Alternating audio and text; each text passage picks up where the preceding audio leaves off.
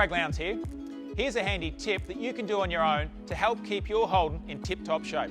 Your car battery doesn't like staying at home. Irregular use and cold weather can cause it to lose charge.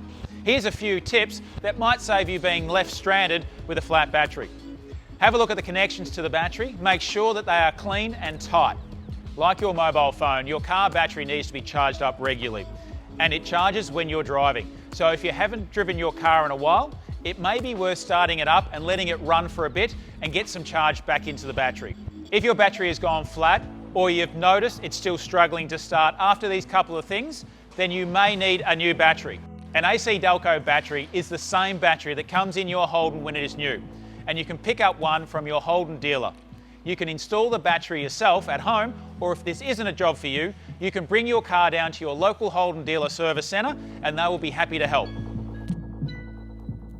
Remember, your Holden dealer is still at your service and still the best way to take care of your Holden.